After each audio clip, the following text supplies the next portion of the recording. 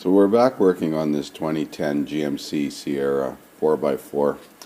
It's got a 4.8 liter engine in it, and it has a misfire on cylinders 7 and 8, which is the last two cylinders on the back of the engine. I've already changed the plugs and wires. I tried an injector flush. I checked the exhaust for back pressure and it's virtually nil. I've done a relative compression test and it seems normal. When it cranks it sounds smooth. But there is a rattling noise, like a valve train noise, at around 1500 to 2500 RPM. So I'm going to pull the coil pack off on, probably on this side here, and have a look at the valve springs, rocker arm movement. Although engine vacuum looks fairly constant and normal on the vacuum gauge when I was looking at engine vacuum, we're going to have a look at the valve train. So I got the coil housing, coil assembly, and the valve cover off, and nothing visually pops out at me. I've got a remote start button hooked up to the starter relay connections on pins 30 and 87. I'm going to crank it over and watch the action of the valves back there.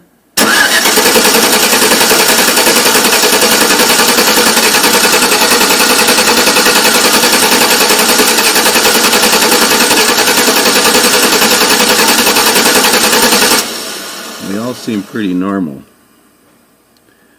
I don't see any broken valve springs.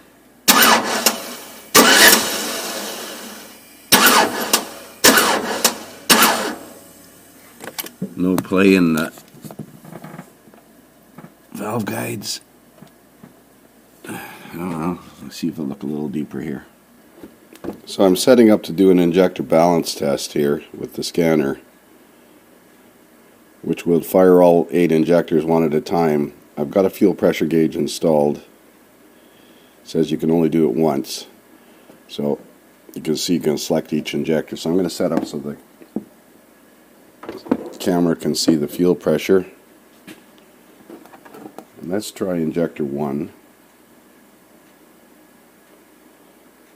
Record the fuel pressure, 61 psi. And it dropped down to 42. So I'm concerned about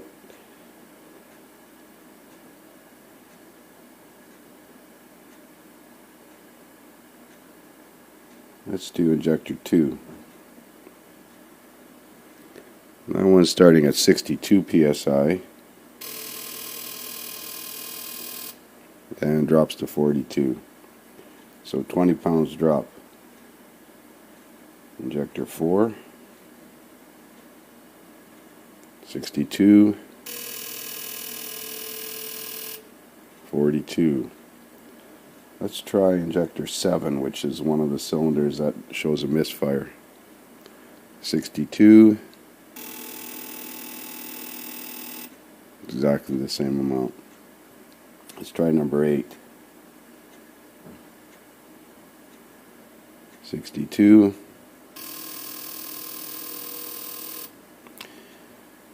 Well, I had flushed the injectors yesterday and it didn't make any difference on the misfire, so I'm at kind of a loss here as to why this thing has a miss. Maybe we'll try and rig up the coil pack so that we can run this thing. I need longer spark. So I got it running with the valve cover off, coil pack moved off to the side. All the valves seem to be moving at the same rate. I'm going to try run it at a higher RPM and see if I can isolate where that ticking noise is coming from. Well, listening to this thing running at an idle with the stethoscope, there is a distinct ticking noise that can be heard on number 8 exhaust rocker in that area that the rest of them don't have. So I'm going to pull this rocker shaft assembly off and have a look and see if I can see anything wrong with it. So here's what I found. The tip of the valve push rod is worn and the seat in the rocker arm is worn. I'll set this up so you can see it a little clearer. So here you can see the push rod on the left is worn, and the push rod on the right has normal wear, shiny surface on it. There are several push rods that are like that, so what that'll do is make them a little bit shorter. Now you wouldn't think that that would cause a miss, but it definitely could cause the noise.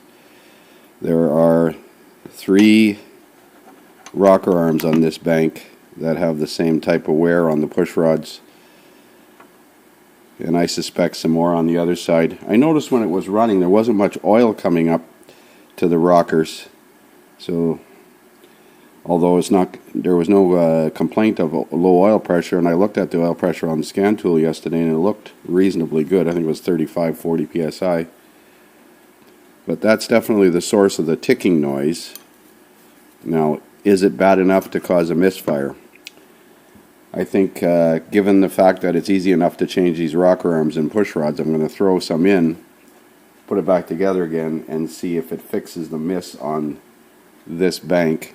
Cylinder 8, which was counting a significant number of misfires, before we pull the other side apart. So I found some previously enjoyed push rods from a used engine that I had saved, and some rocker arms, 3 replacement rocker arms. So I'm going to closely inspect all the rocker arms and push rods on this right bank and install replacement ones that aren't worn. And then we're going to start it up and see if that fixes the potential misfire. I highly doubt it, but got to start with what we know. So I ended up replacing 4 rocker arms and 4 push rods on that side. Both rocker arms on number 8 cylinder were worn, and the push rods were worn. There was also a couple other ones worn. I think number 4 exhaust, and number 6. I think it was 6 exhaust as well. Or possibly, no, 6 intake. Anyways, the bolt torque on the rocker arms is 22 foot-pounds. I'm going to fire it up and run it just like this and see if there's any noises. So I'm using the scanner to command the RPM up to 1200 RPM. And I got it running with the valve cover off on that bank.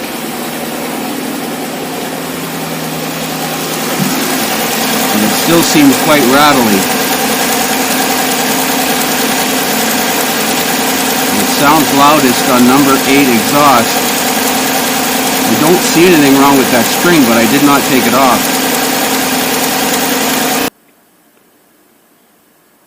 So I got the spark plug out of number 8, and air pressure in the cylinder, and the exhaust valve spring off.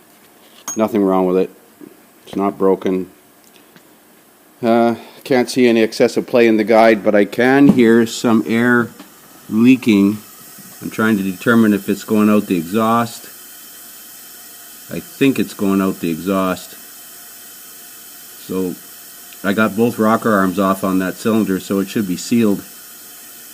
I don't hear the air pressure coming out the crankcase, and I don't hear it coming out the air induction system here. So it's got leaky valve seats. The valves aren't sealing properly, but that doesn't explain the ticking noise.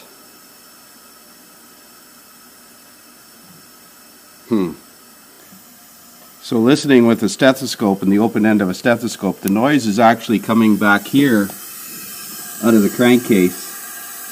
So that's piston ring seal leaking or something like that.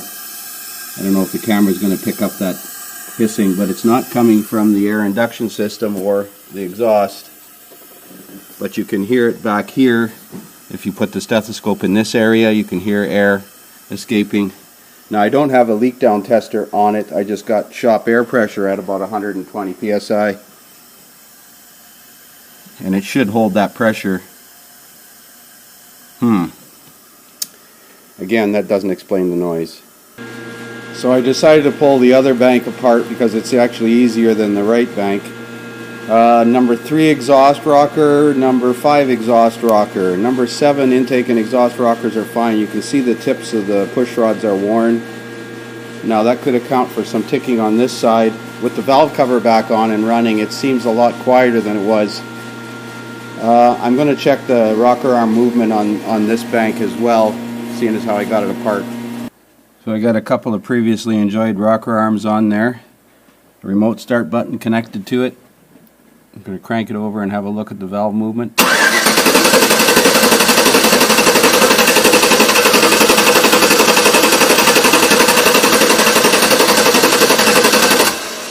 I don't see anything wrong. I don't see any broken valve springs. So we're going to put it back together like this and then take it for a road test, see how it runs. Well, it does seem a little quieter, but there's still a distinctive ticking noise coming from that back cylinder on the right side. It feels a bit smoother, but maybe it's just wishful thinking. And on the scan tool here, it shows that it's counted 10 misfires on cylinder number 7, but nothing on cylinder 8. Now the rocker arms look perfectly fine on cylinder 7. I didn't pull the valve springs off, but I couldn't see any broken valve springs. I looked with a mirror. So I'm kind of at a loss as to what's causing this miss now. It's not a dead miss. If I kill the cylinders, it's way worse. Could be leaky valve seats, I suppose. I did not do a leak down test on number 7. I see number 8 is cleaned up significantly now. It's definitely quieter now, but there's still a distinctive unusual tick in the right side. That's 1800 RPM, 1850, 1900, 1950. As high as you can go with the scan tool. They're still capturing the odd misfire on other cylinders as well, but number 7 seems to be the worst now. I'm going to take it for a road test.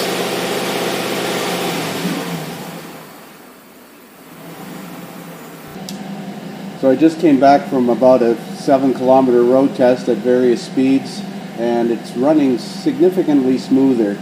It's still counting the odd misfire on cylinder 8 and once in a while on cylinder 7. But it's definitely an improvement from what it was. I don't know if the performance seems better. It does feel slightly more powerful than it was before, but maybe that's just wishful thinking too. We're going to call it at that for now. The engine is significantly more quieter, so there was definitely problems with those rocker arms and push rods being worn like that. I don't think that was contributing to the noise, but there is still a slight tick from the back of the engine, either cylinder 7 or cylinder 8. Could be a lifter problem, in which case that's major work because the heads have to come off to do lifters. So we're going to leave it at that for now. Thanks for watching.